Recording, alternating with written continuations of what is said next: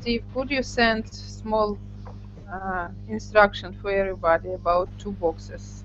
I am doing that right now. Okay, thank you, Lauren. Global ICA channel, I do not know what to do to get online. And look up on this, on your monitor, up of monitor, and you see red microphone, red button of microphone. Click on it one time, please. Once. Click once. Yes. Lauren is going to do that. Lauren? I gave instructions on the clicking. What about the muting? I should give instructions for the muting too? Yes. Okay. It seems yes. I'll do that right now. Thank you. You don't see I don't have my face here because I'm still eating lunch. I don't want you to watch. Because then you'll get hungry. My lunch is so good. But it's Jim, I think. I think Jim play with buttons. I will put that. I will post that new announcement.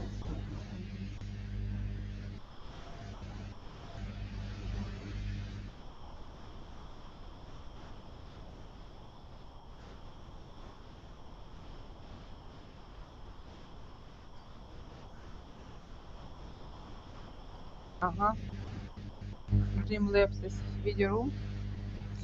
He play. He okay, likes to play. Now I've got all the announcements are out. Thank you, Lauren, very much.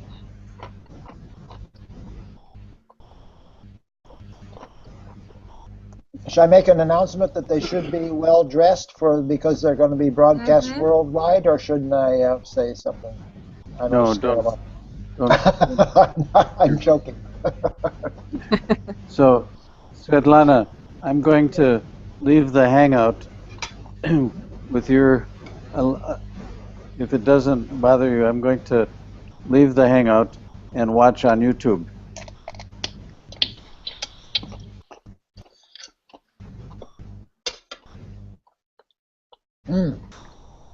There he is. Right now it's a nice big room, Jim. I like the layout. It's very creative. Where is it? Jim, you are so far from a microphone. I put the microphone in the middle.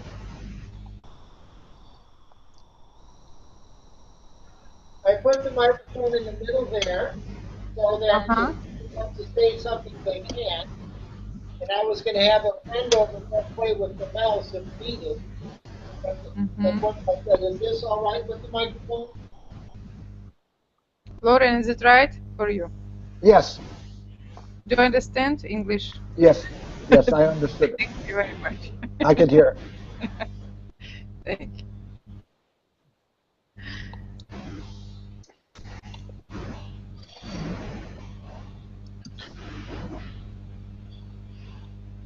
What else do we have? There's a red button.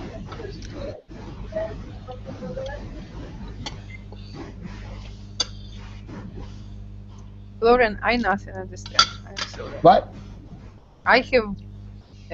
It seems like Jim so far from us. I have 3 questions. Number 1, who will start the video? Do I do that? Me. I start. I will start. All right. Second question: are there any buttons I need to push on the screen till this is over? No, I am going to operate everything. Okay. Third question: should I go get my people who are supposed to sit here? Yes, of course. Yes, we're ready. Bring your people. Bring your people. We want to see your people.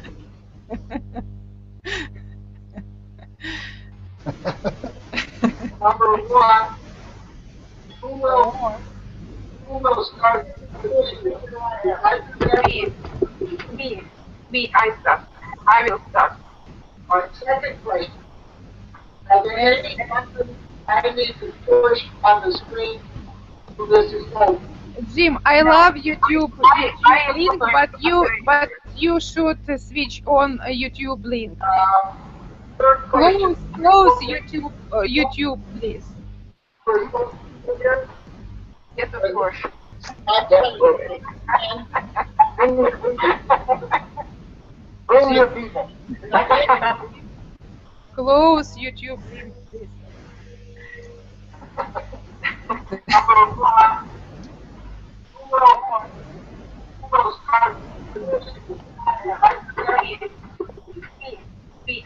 Jim, you look great, but switch off, please.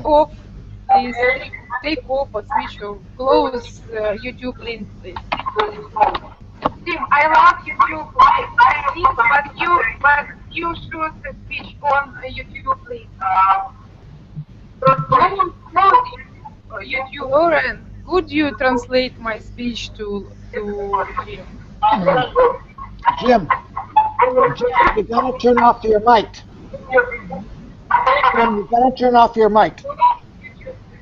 Turn off my mic or do not turn it off. No, turn it off now until you want to speak, because we got too much chatter. No, Lauren. What? Jim has somebody from inside of has opened YouTube link. I can't even hear you. YouTube link.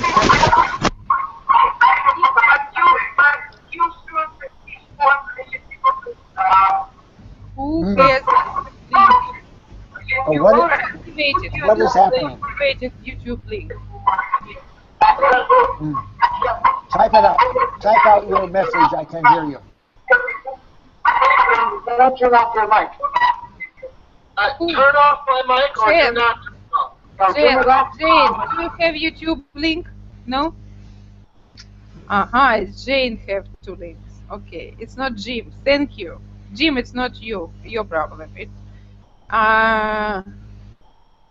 Okay. Jane decided to look. She activated two windows. One window is Gmail and the second one YouTube. Okay.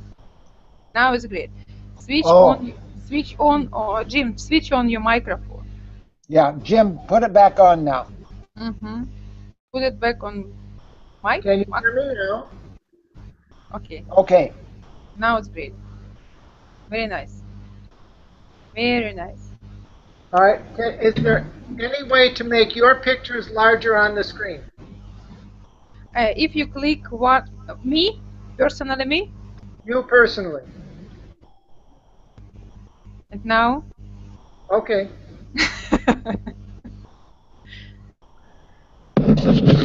And you can see Lauren closer. Or you. Okay, great.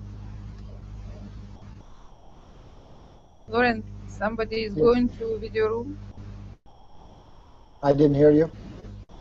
Somebody is going somebody is joined to us. Oh, any more? Let's see. We've got, yeah, we were hoping for Karen Snyder and Nelson Stover. Both of those two. There's two more that said that they would. And have you seen Nelson? No. Online? Have you seen him online? I'll look.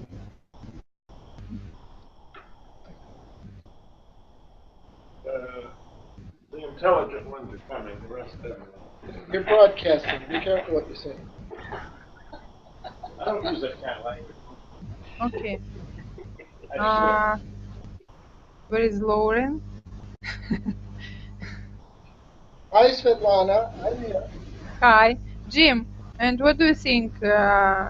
Maybe we start to our broadcasting because people who are waiting for us on YouTube now will Now, people who let me give one quick call. okay. Last call for it. And Lauren, Yeah. and Yes. What? I'm listening. I am going to start because Okay. people who are waiting on YouTube now it's time. Now it's time to start our broadcasting Yes. because people Yes. who are waiting us for in YouTube look on the black monitor. When we start, people start to see us, to watch us. Okay. Mhm.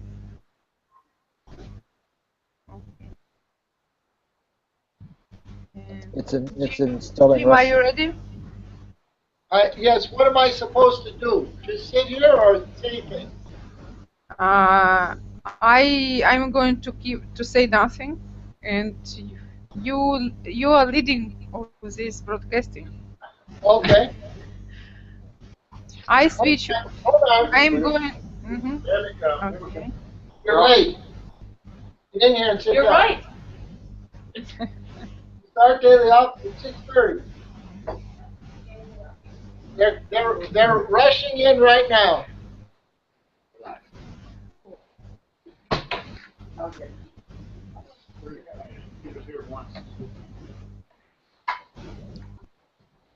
I hope, Jim, you know what are you going to do.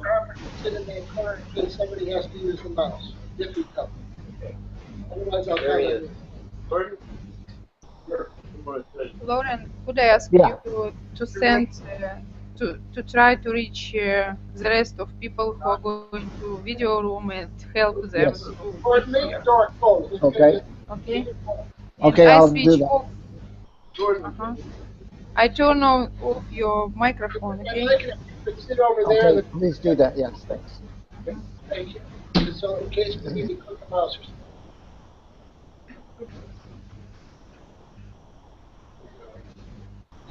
Okay, Jim and Sammy, when are you going to be ready? Are we ready? Ready? Are you Okay. ready? Keep silent for 10 seconds, please. We're ready in 5 seconds. 10 seconds. But we are online right now. And people, Jim, start please. Starting. And somebody do it. Welcome to the Global Education second round. There was a group of people that met early this morning in Sydney, Australia, our time. We're here, and later today there will be a group meeting in London. What we're doing is some education research, trying to understand the signs of imaginal education in the 21st century. What we're going to be doing, we're going to do very quick welcomes. We're going to see a video that's an example of a kind of imaginal education. And then we're going to have a chance in small groups and individually to think and describe what we saw and see if we can pull out some signs of imaginal education in the 21st century. Then we've got a few announcements and we're done. We're planning about 1 hour for this session, and I don't know what else to say. Do we want to start with, let's do assignments around, let's do introductions around the table, and maybe if everybody could say their name and what's one image you would like to see more people operating out of these days. My name is Jim Weigel. One image I'd like to see people operating out of is the notion of living on one planet. Roxana Harper from Seattle, Washington. One image, listening. My name is Barrett, and I live in Minnesota, and one image I'd like to see is that it's possible to approach things with a dialogue, not with a fight. I'm Paul Noah, Northfield, Minnesota. I think people ought to exercise a lot every day. Gordon Harper, Seattle, Washington. The image of the sacred earth. Please continue. Richard Sims from Orillia, Ontario, Canada. And I would like to see people planting things and tending them. I'm Jack Gillis from Lidiboo, Mexico. I'd like to see people begin to operate out of new images of what it means to be Mexican, what it means to be engaged in living other than something other than poor, which most people's image of Mexico is. I'm Dorothea Jewell from Macomb, Illinois. I would like to see people living out of the image of the possibility of collaboration. I'm Marge Philbrook, and I live right here in this building in Chicago. And I would like people to have the image of hopefulness, of what does it mean to be hopeful, and therefore use positive adjectives to describe the future rather than negative adjectives to describe the future. Jean Long, I live here in the Green Rise building, and I would like to see every parent on the planet understand what it takes to change images for their children. And those of you not here, maybe introductions, and start with you, Svetlana. I'm Svetlana Solomatova. I'm head of ICA Ukraine, and I'm proud to be part of global community ICA team. And thank you, everybody. Jan? Jan, are you there?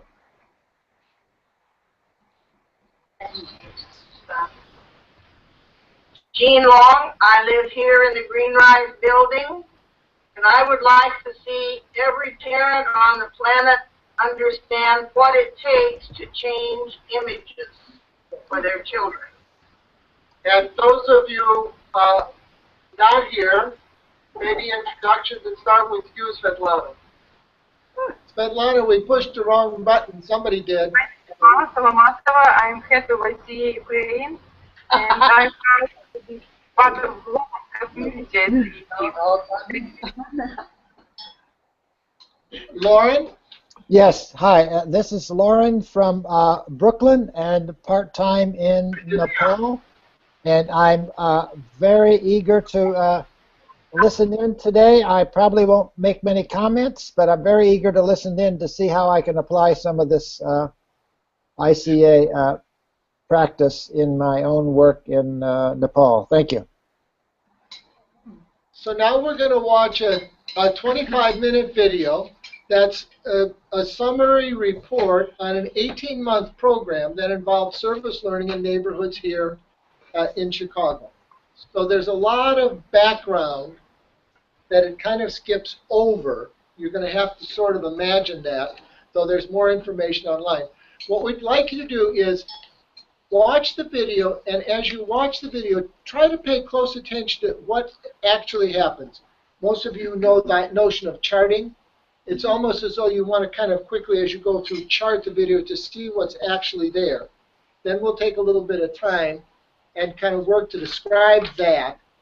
And then where we really want to go is where perhaps did we see signs of 21st century imaginal education as we went, okay? So let's show the video.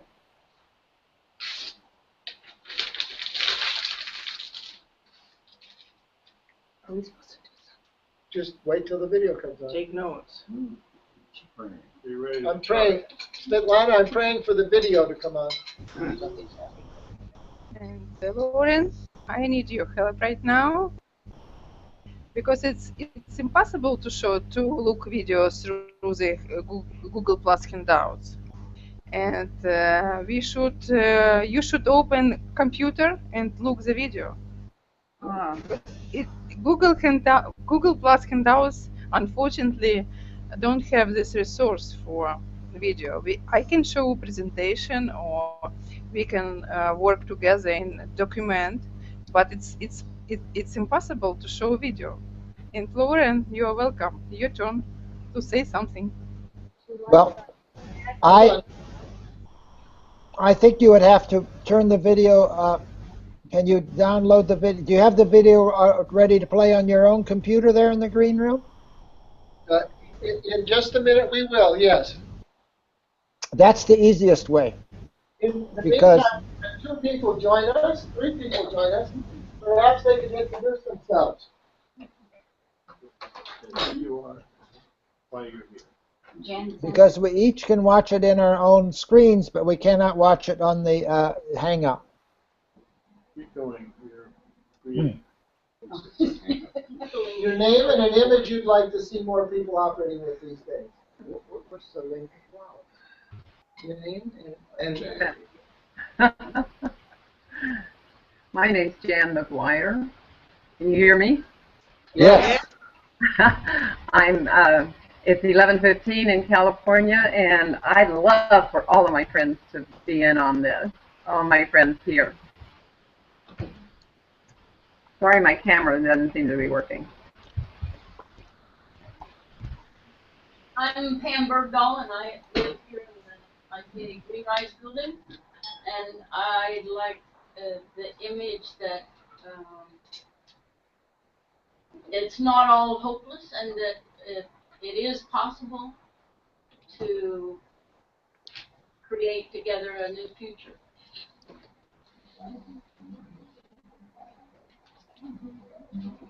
Jan, did you go? And then Karen. Jan Sanders, Willie, Ontario, and the image of the Earthrise community. Karen Snyder, and I'd like everyone to be figuring out how to best care for the earth. And I'm going to click this video now, and we'll see what happens.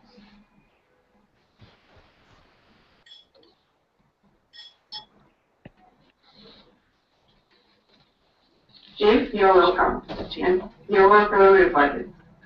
Thank you. Svetlana, my name is Steve Harrington. I'm on the banks of the St. Croix River in Minnesota, and I'd like to introduce several people here.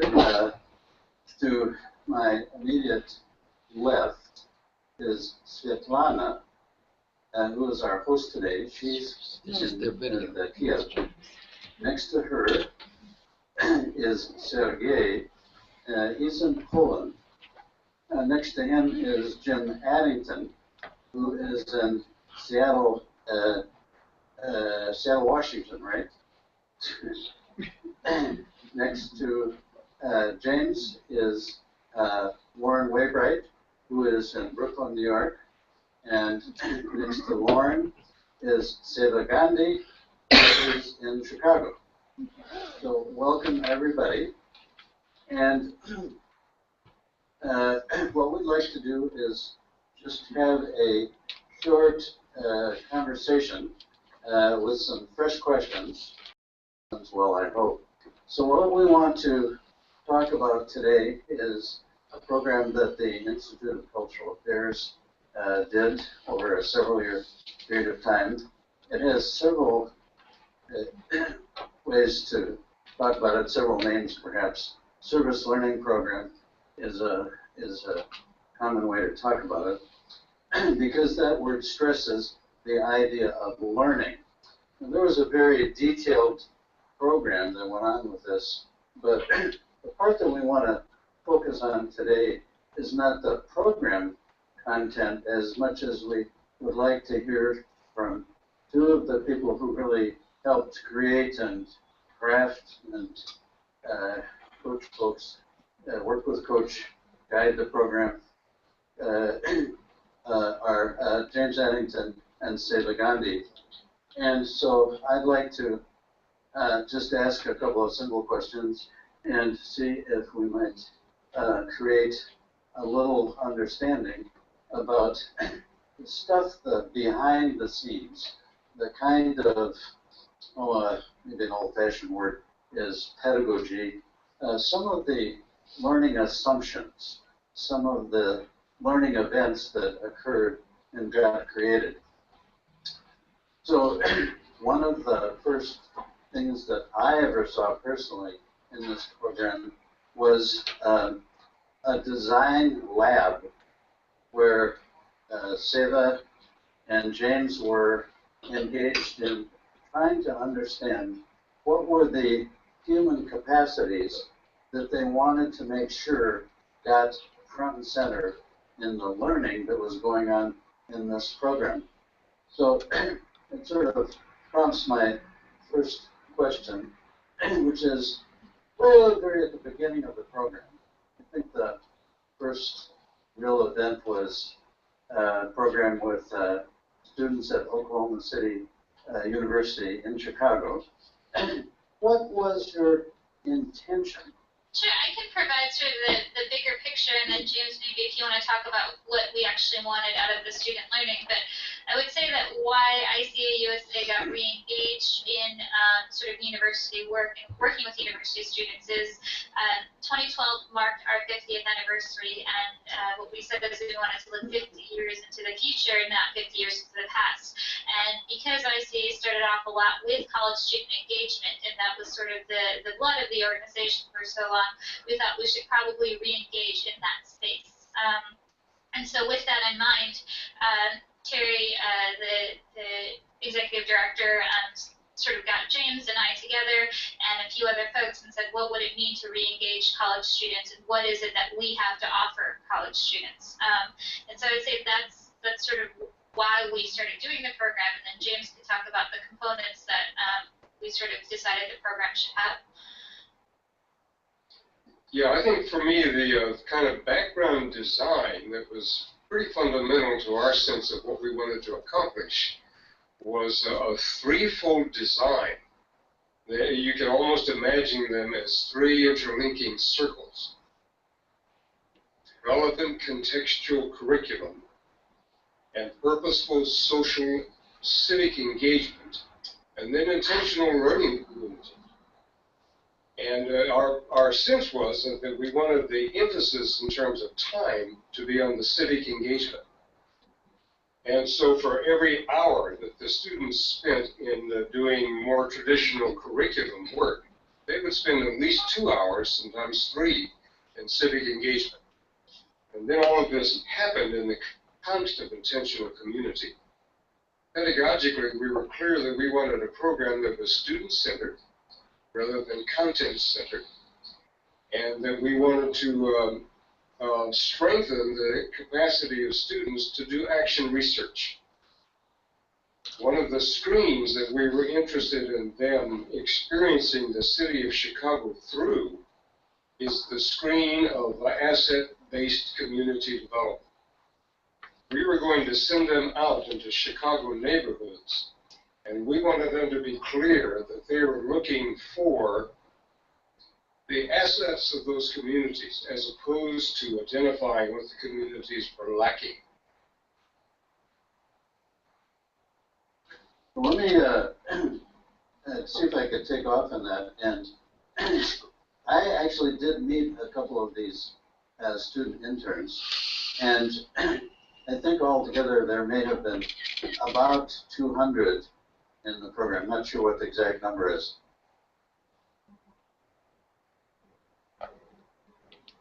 Here for a moment.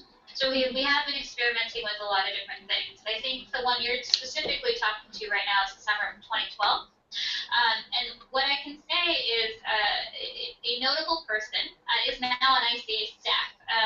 We had over 40 students that were engaged that summer, and as James talked about, we had sort of the 3 overlapping circles, and we focused also on methods training as well, on sort of ICA's methodology, journaling and reflection and things like that. And one of the students, Caitlin, at the time, the way that we had set up the teams is that we had a leadership team that managed, of 10 students that managed sort of the rest of the students for the summer. So that we had a 3-week program with 10 students and then a 10-week program with all 40 students. And so it was very sort of student-led, student-driven, and they kind of really participated in the decision-making process.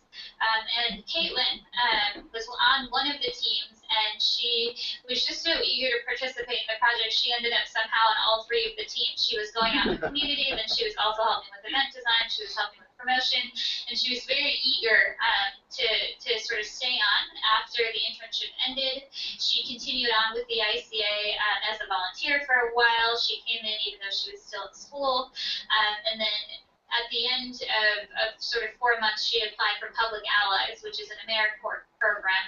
So ICA then also applied for AmeriCorps program, and then she was with us for yet another year. And just last month, we hired her on as a full-time staff. So I would say that's memorable in terms of it's really a way to get a lot more people engaged in the ICA who are very committed to what it is that we're about.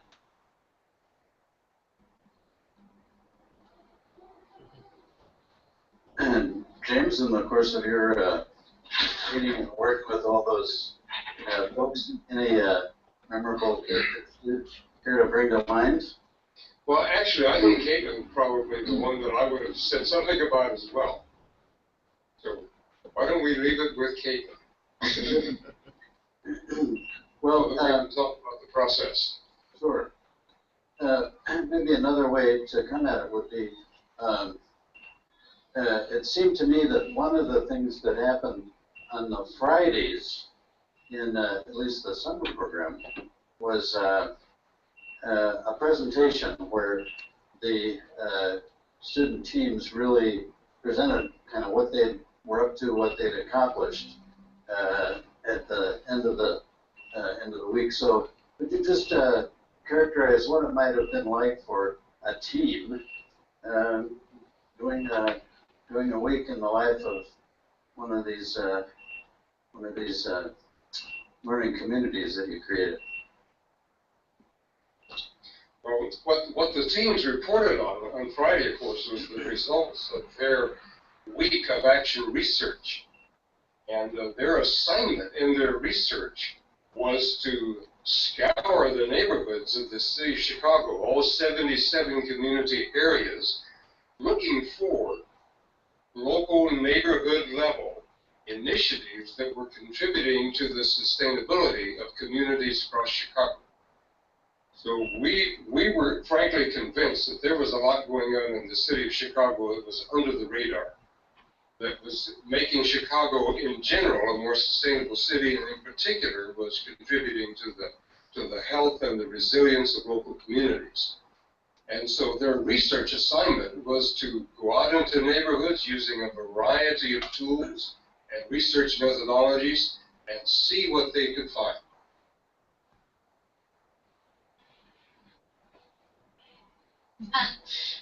What I can note about it is, in the best of ICA traditions, we kind of let people have their own autonomy and decide what it is that they wanted their presentations to look like, what it is that they wanted their action research to look like. We said, here's the task, now you figure out how you want to do the task.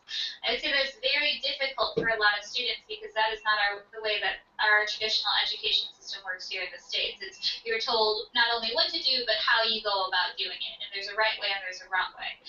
And so I would say there's a lot of difficulty on the front end of students requiring more structure, requiring more answers, and we would always push back and say, this is set up this way by design, not default. It's not that we didn't think about how you could go about doing this, but we wanted you to use your own creativity to come up with the best ways you could do it.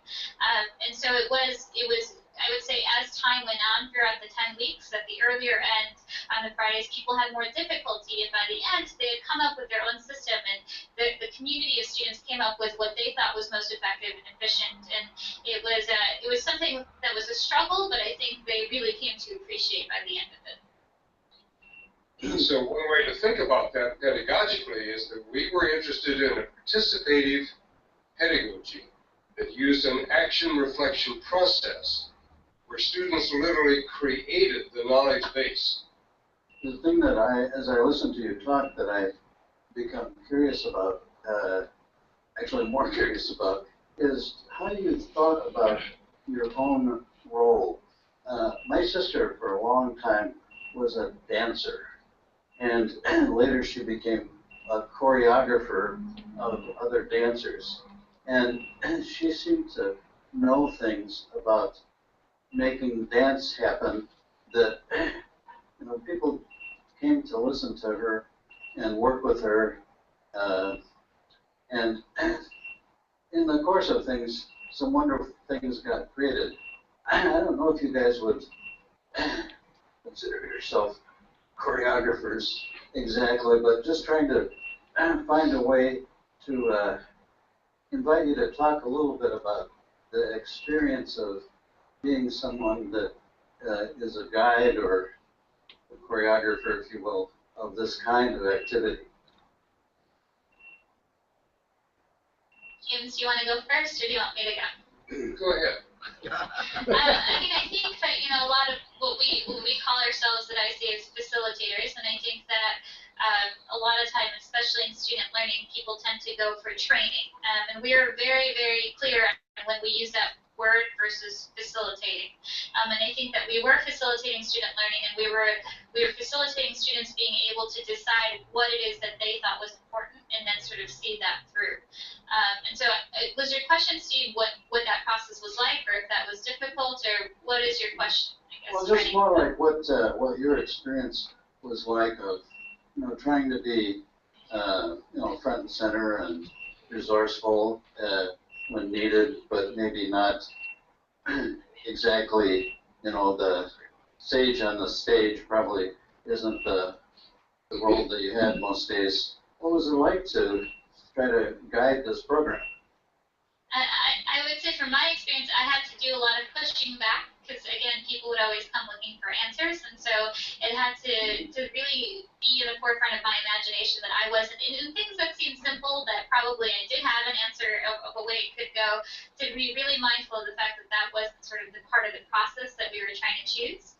I would say that in terms of staffing-wise, it was more difficult for some folks. You know, we had a lot of different people on the team, not just James and I do think that people who are problem solvers tend to, when confronted with a question, want to give an answer.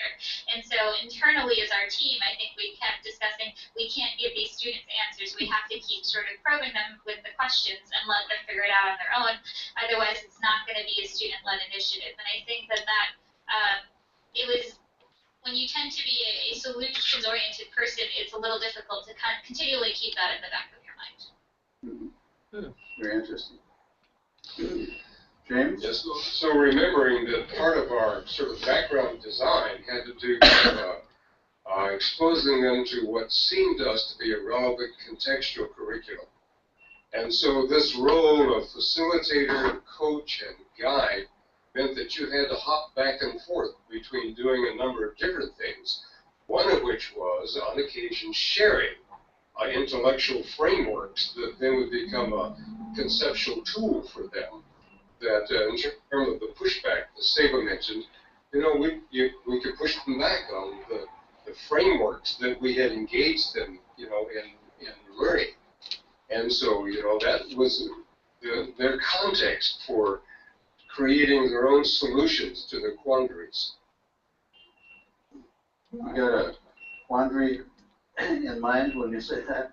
It'd be nice to have a simple example.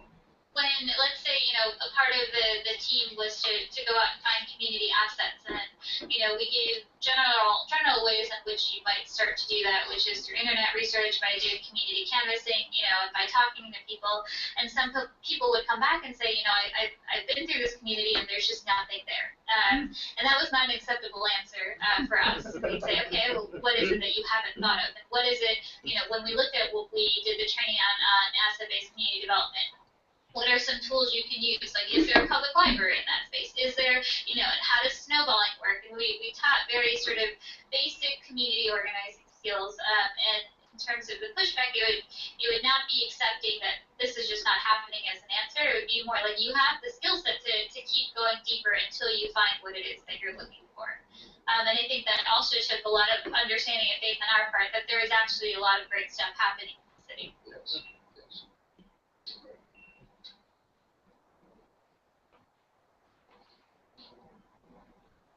Well, I guess my last question, really experience of that program, the little bit that I saw it just seemed so intensely engaged with the city of Chicago, and so profoundly wound up in getting connections built and understanding the kinds of things that you've been talking about.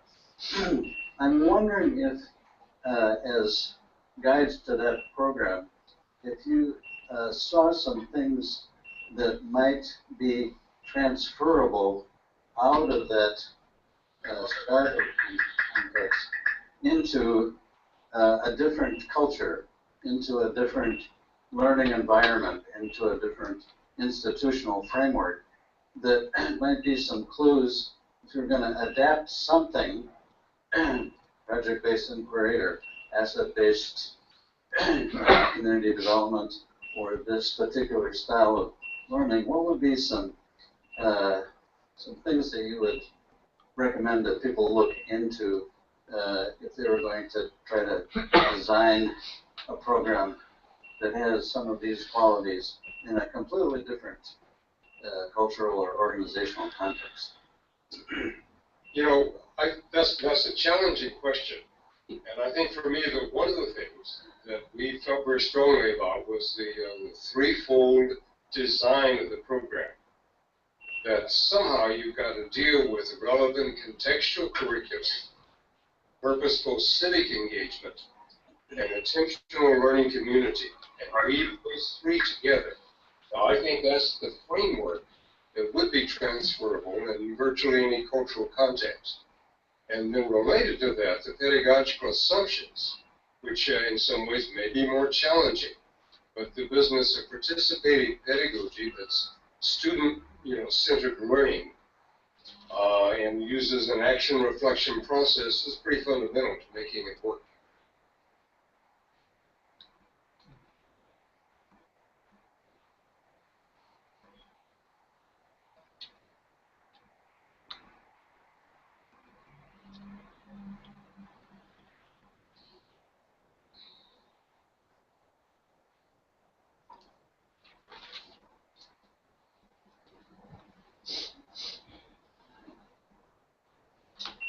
Well, maybe that's a place to begin to bring our conversation to a close.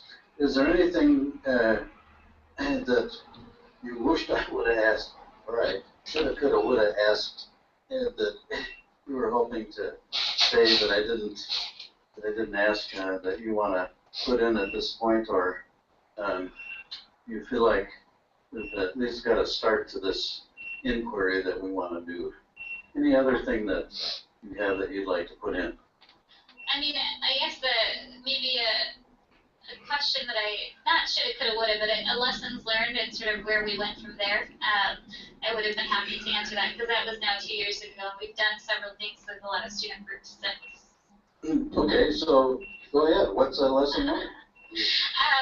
So, I think one of the big pieces of feedback that we got, and I think this is very true to ICA, is that we have this amazing skill set of being able to be facilitators and of being able to engage folks, and we don't necessarily always do the best job of translating that skill set. We use it, but we don't then always share that with other people on how they could use it. So a lot of the students were really interested in methods.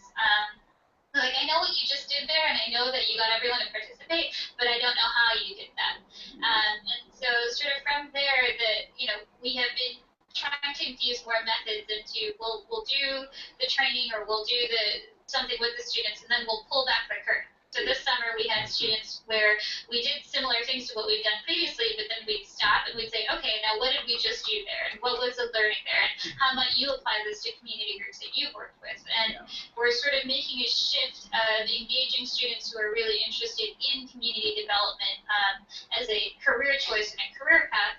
And a lot of times in school you learn how, theory-wise, how communities need to have ownership over what it is that they're doing. Communities need to feel this way. You need to do this. You need to do that.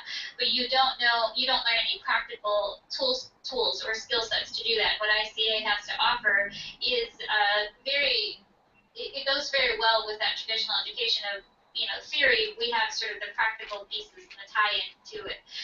And so for me, that was a major lesson learned of students really want this, and they want to be able to take the theory that they've learned and apply it. We have the application tools, And I think we are trying, when we engage with students, to get that more present. And you called that pushing back the curtain? Was that something? Oh, the pulling back the curtain. It's just, you know, if you do something, then you take a minute and stop and say, what did we just do, and then sort of deconstruct it. Got it. James, any thoughts that you want to add before we start?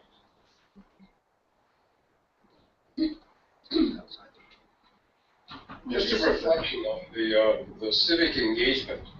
Because these students were doing research in local neighborhoods, one of the things that we believed at the beginning and that I think we learned was especially important was that the research be done in a way that's accountable to the communities that the students touch, so that folks know what's going to happen to the information students gather, and that you have a way of reconnecting with the communities and sharing with them the results of the practical research the students were involved in. And so the notion of accountability, particularly in dealing with local communities, is so fundamental. And I think that, for me, our work sort of underscored that. And the accountability is that you're referring to specifically is the sort of the local arena of engagement with the local community? Accountability to the neighborhoods and communities the students were involved in. Mm-hmm. That's great. Well, I really want to thank you guys for taking the time. I've acquired really some profound respect for your own leadership skills.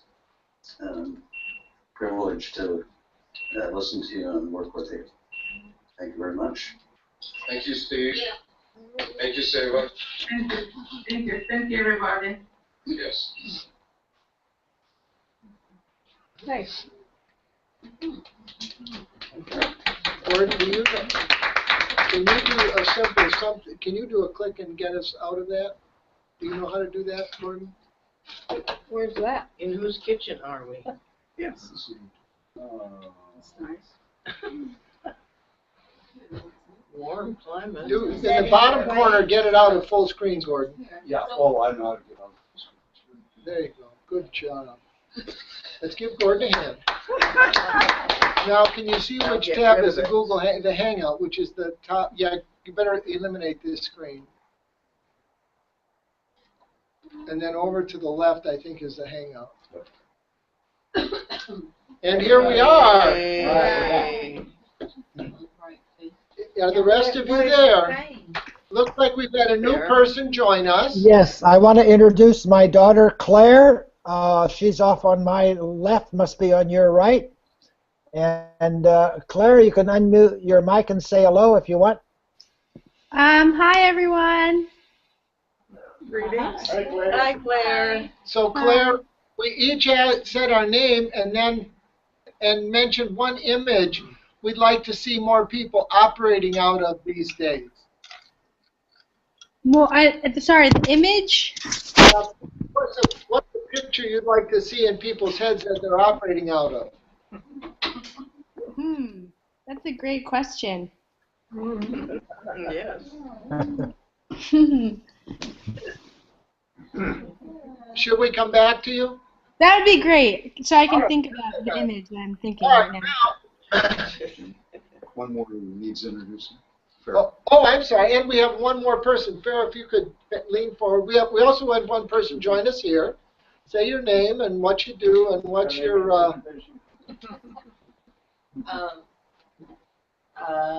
Farrah. My name is Farrah, and my image would be hopefulness. All right. So thank you all. So now what we'd like to do is take the next 5 or 10 minutes, and I'd like you to talk in 2s or 3s. And I guess we could turn our sound down here, and then you all who are on the Hangout could talk a bit with one another. And sort of the question is, what were the key events in the video? What were the facts of the program? What did they say happened to the participants? just to kind of ground us in what was there.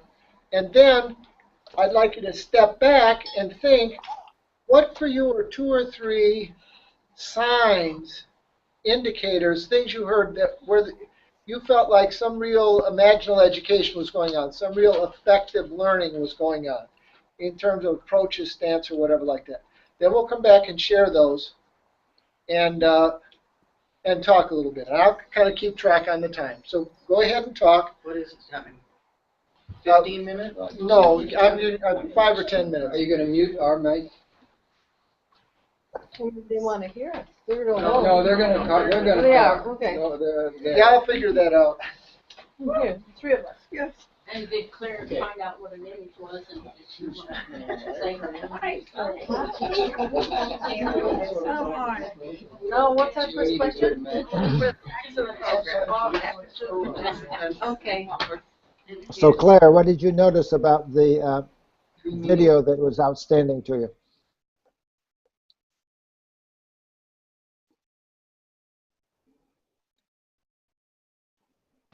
Unmute your unmute your mic.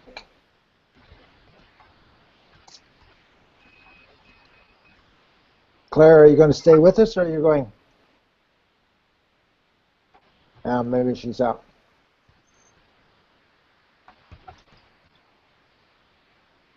Claire? I don't know. She wasn't sure she could stay for the whole thing.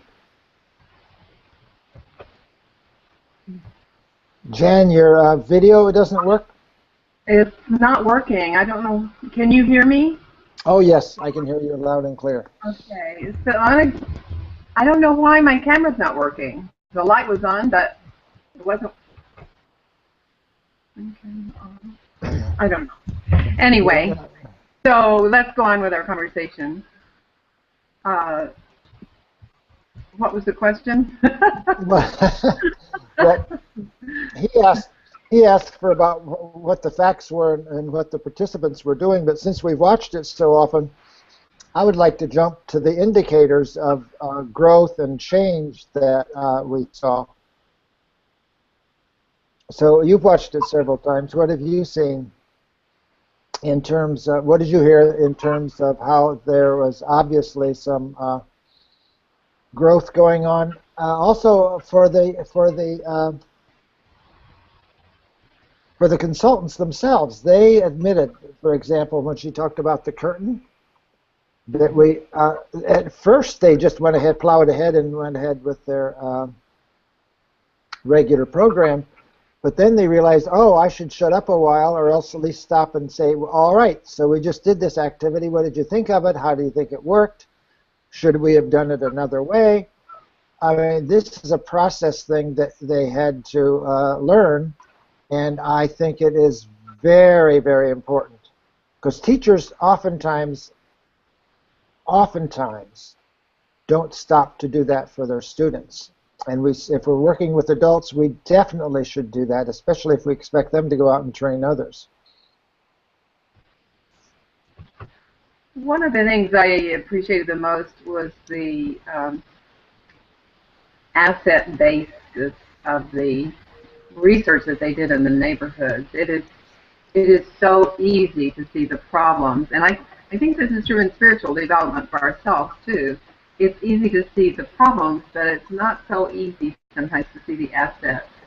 And so that's one thing I want to, keep foremost in my mind in any kind of that I'm doing. It was driven home to me one time. I was, this is early in my college teaching, and a master coach and teacher trainer was training a new batch of people to go out into the schools and make really drastic change. This was back in the 60s and 70s when they were actually doing some interesting work. The two of them, the neophyte and the master, walked in the classroom and watched this teacher teach. And they came out, and the neophyte says that, oh, is he signaling? No, I guess not. The neophyte comes out and said, "Oh, she did such a terrible job. I don't know where we could start with this person."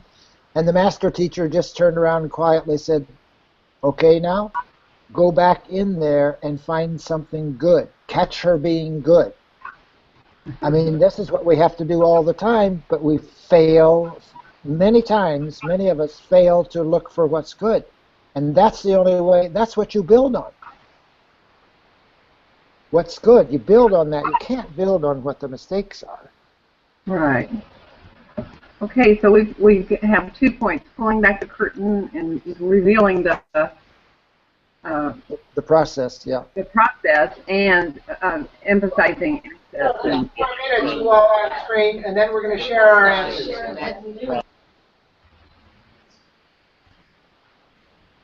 Okay. I love the process. Oh, he's got here. He wants to tell us about this book. What was the book? I didn't see it. Can you hear me? Yeah. Yeah. Steve, hi. This group was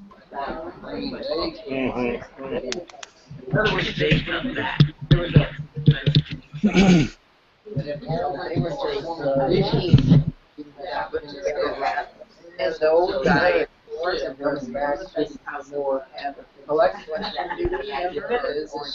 they came up with the question. Oh, yes. He was down at So if we could focus our attention back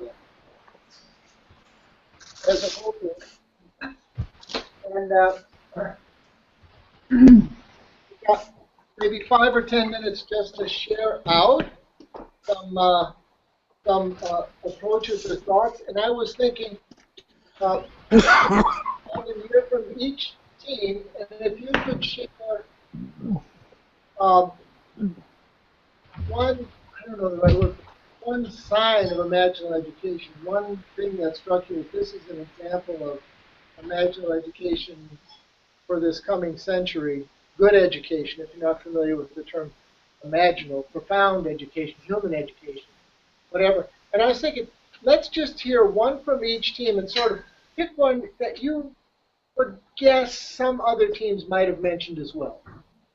And it will just kind of go around and see how far we get and save a few minutes at the end for reflection. And I'm thinking this is going to be documented. Is this right, Lauren? You weren't listening, were you? He's not. Yeah, we'll so and this yes. So the material Yes. up in Sydney will be passed on along ours on to London, and they'll pull it all together. Right? Right. Okay. So let's start with those of you online. What's an insight, a sign of imaginal education? Something up that seemed a keystone for 21st century practice. Jan, why don't you start? I thought, well, we actually came up with 2 things, and one was basing everything we do on the positive, the assets of both the learner and whatever it is they're researching. So one way that Lauren put it in our conversation was catching them being good. And the point that I liked was actually 2 points in one. When Seva talked about pulling back the curtain, she mentioned almost as an aside that it was not the first thing they did. The first thing they did was went on with business as usual. Kept going, the steamroller just going down the street, no matter what things were in the way, they just kept going and going and going. And then suddenly they realized, whoa, we better wait a minute and talk about the process. So they eventually got to a point where they would just do one set thing and then stop and say, okay, what did we do? How did we do it? How did it make it better? How could we do it differently? And I find in my work with adults and children, the more we do that processing and the more we do that, the better off we are. So here she was admitting how the trainers themselves were learning how to be more open about their process. And even here at 73, I'm still learning some new tricks about that myself. Okay. Let's come over here, this group here. So we just pick one or two? We had two groups, right? Or did we? I trust your intuition. So the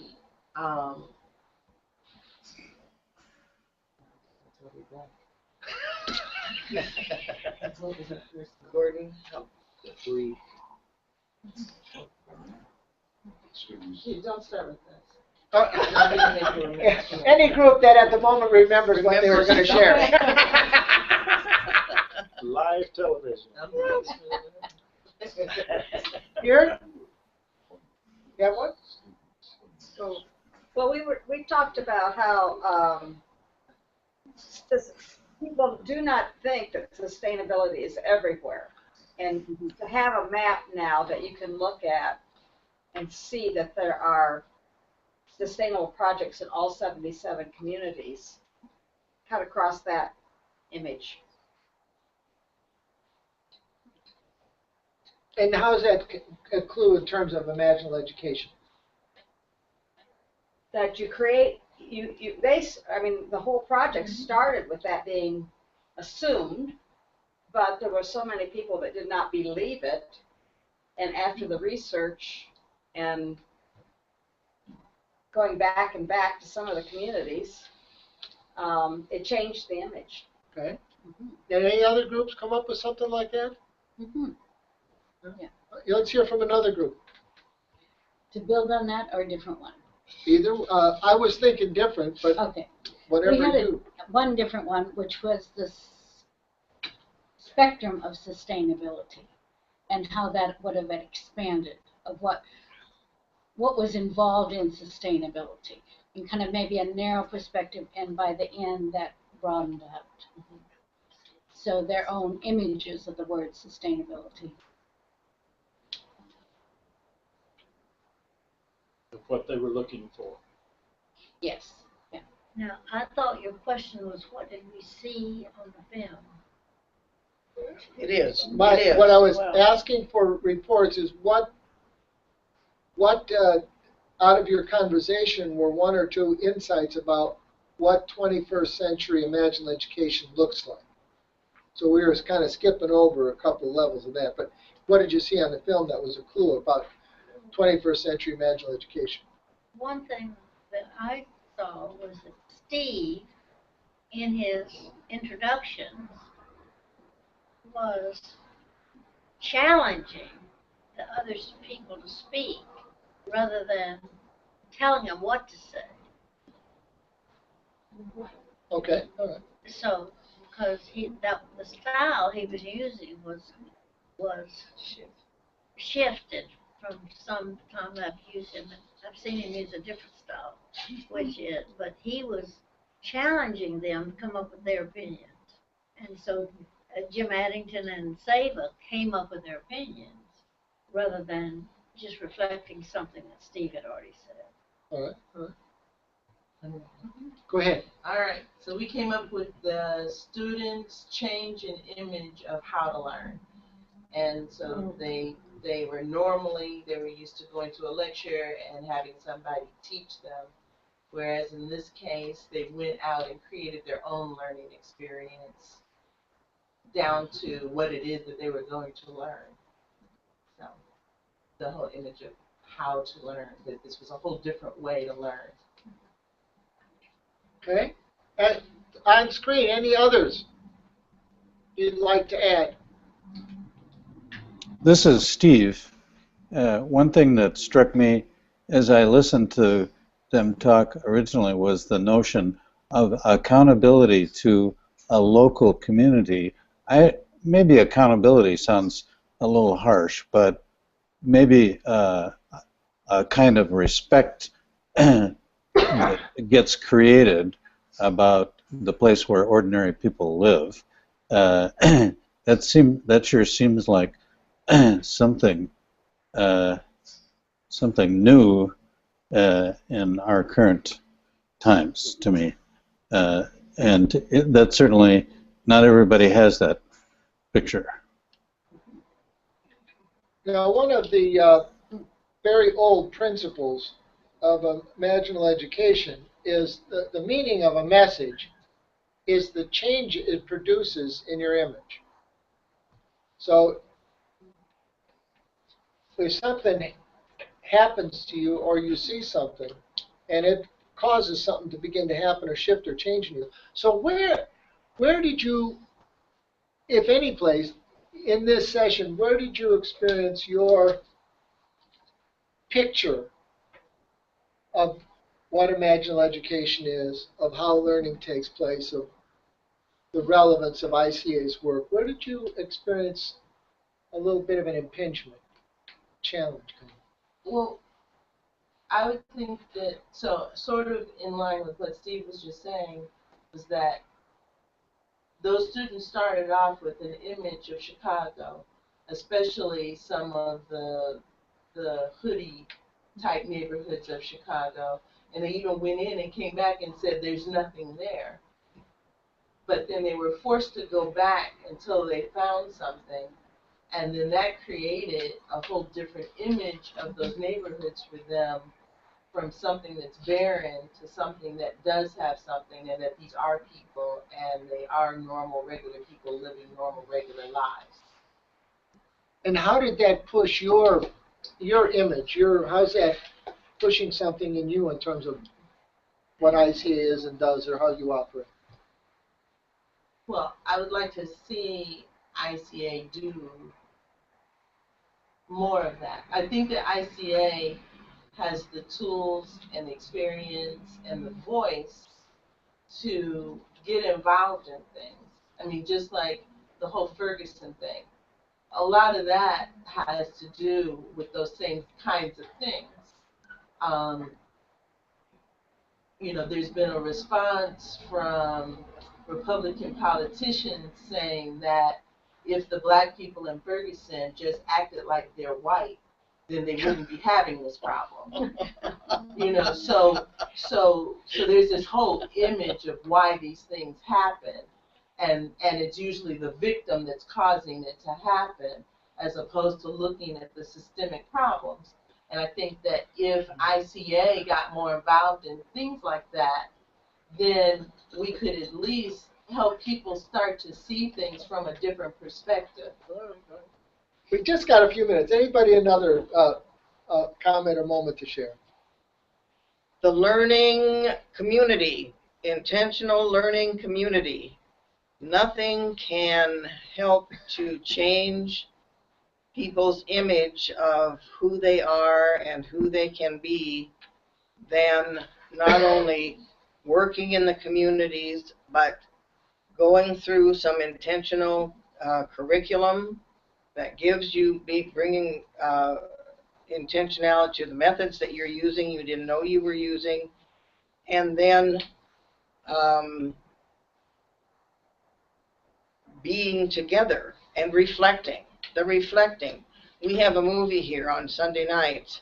People say, I love the movie, but I love the conversation afterwards more. And it's the reflective, all of that over a period of time changes who you think you could be or do. Thank you all. We have we're coming up on our last minute of the hour. Any closing comments or remarks from our folks? Yes, we need Claire, unmute it, Claire. Unmute your mic. Wait, Claire, your mic is still mute. Hello? Yes, there you go. Hi. Well, first I just want to say thank you for inviting me to be a part of this, especially because my father is, always loves talking about education. It's my first chance to kind of get a view of what he actually does and who he speaks with. So thank you very much.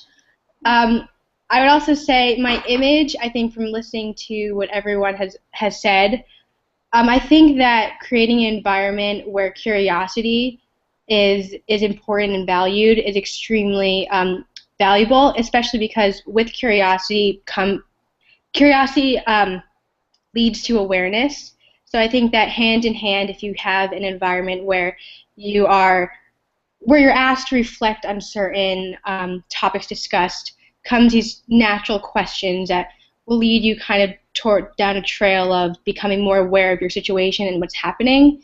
And I think this type of scenario and being able to, my curiosity just to kind of see what my father has been doing and also who he's been speaking with, has also allowed me to become more aware of just what's going on and when it comes to education and also international education. So that was just my spiel, and I want to say thank you. All right, thank you all. So, and let's give a hand to our technical production team and the education team that did this there. And this will be available shortly on YouTube. Is this correct? Right now.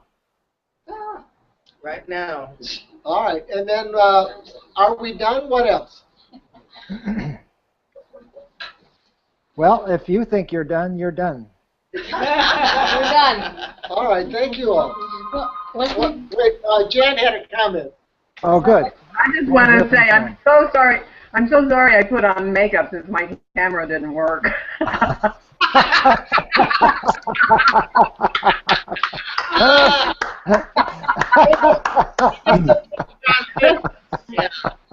But the old picture's better anyway. Just wanted to share one more. I did. We had a future question about where we were moving, perhaps. A fair, you touched on it a little bit, but it was like this was some understanding and how, where might this, not so much replicate, but just where are we thinking this might happen also. That program or Imagine Education? Imagine Education, yes. I gotta go. Why don't you go ahead, Lauren? Part of it, or maybe the next hour for us here.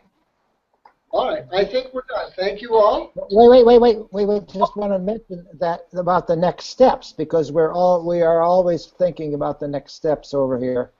And we are going to be gathering maybe on Thursday for another hangout where we'll be analyzing all the data that comes in and chatting with the folks. So if all of you want to, any of you that want to do that, check in with Jim and he'll be sure that we include you in that that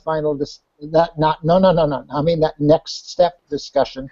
One of the things that we're looking forward to in our next large event is to focus directly on education. We call it the 21st Century Global Education Network.